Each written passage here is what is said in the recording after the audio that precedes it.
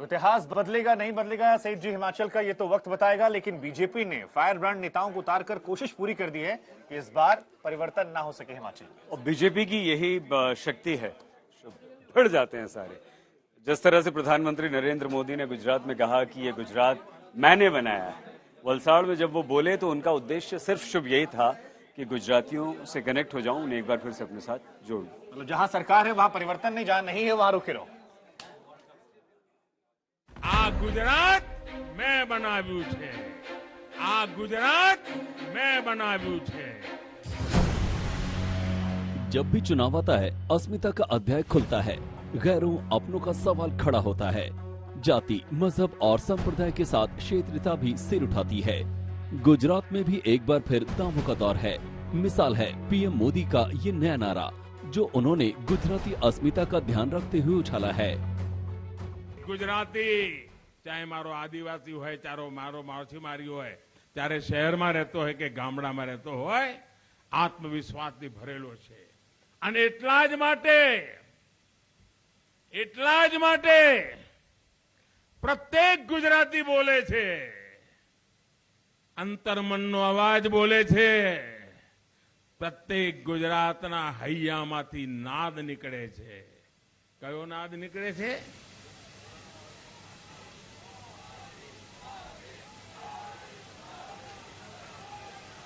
कयो नाद निकले थे? भाइयों बहनों, अंदर मनमाथी निकले थे अवाज, ये हूं कहूं छू, ये निकले थे आ गुजरात मैं बनाव्યું છે। હું કહીશ આ ગુજરાત, તમે બધા હાથ આમ કરીને બોલજો, मैं બનાવ્યું છે। આ गुजरात, आ गुजरात। एक दशक से ज्यादा का वक्त बीत चुका है। अरसा पहले मोदी गुजरात से बाहर निकल चुके हैं। वो देश के पीएम हैं, लेकिन गुजरात के चुनाव में मोदी का विकास मॉडल आज भी सबसे बड़ा मुद्दा है। गुजरात में पीएम मोदी ही चुनाव के केंद्रीय किरदार हैं। विपक्ष को बीजेपी को आईना दिखाना होता है, तो वो मोदी के गुजरात मॉडल पर ही गरजते हैं। जो जानते हैं गुजरात मॉडल क्या है, नरेंद्र मोदी जी का मॉडल क्या है, जानते हैं, समझते हैं, और मैं उनसे कहना चाहता हूं,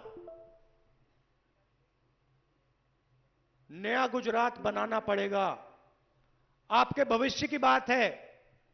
आप रोजगार चाहते हो, शिक्षा चाहते हो, स्वास्थ्य चाहते हो, ये लोग आपको नहीं देने वाले हैं। 6-7 घंटे की बिजली देते हैं, और वो भी इतनी महंगी देते हैं। अभी वहां पे भाई साहब बता रहे थे कि 5-5 हजार रुपए महीने का बिल उनको देना पड़ता है। नया कनेक्शन नहीं मिलता है, कई सालों का वेटिंग लिस्ट है, और वो 6 घंटे जो आती है उसमें भी पावर कट लगता है।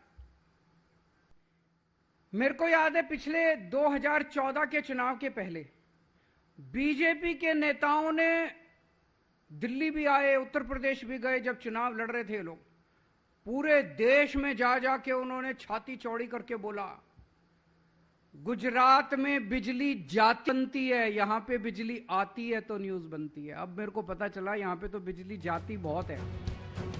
मोदी भी जानते हैं गुजरात के चुनाव में उन्हीं के नाम, उन्हीं के काम पर सारा अंजाम तय होना है, इसलिए वो ईंट का जवाब पत्थर से दे रहे हैं। गुजराती अस्मिता, गुजराती प्राइड पर पूरा जोर दे रहे हैं।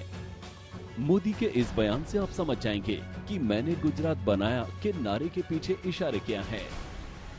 વર્ષોથી ગુજરાતના વિરુદ્ધમાં કામ કરનારી ટોળકી, ખાસ મારે ગુજરાતને બદનામ કરવાના રસ્તાઓ શોધનારી ટોળકી, એને ગુજરાત બરાબર પાળખી ગઈ છે, અને ગુજરાત આ 2 દાયકા થઈ ગયા એની વાતમાં ક્યારેય આવતી નથી, અને એટલે જ એમને તકલીફ થઈ રહી છે। તો આટલું બધું અમે કરીએ છીએ, આટલા જૂઠાણા ફેલાઈએ છીએ, આટલો અપપ્રચાર કરીએ છીએ, આટલા આરોપો કરીએ છીએ, ગુજરાતની जनताને કેમ ફરક નથી પડતો? ફરક એટલા માટે નથી પડતો કારણ કે ગુજરાતની जनताએ ગુજરાત બનાવ્યું છે। क्षेत्रीय अस्मिता को चुनावी मुद्दा बनाने की रवायत नई नहीं है।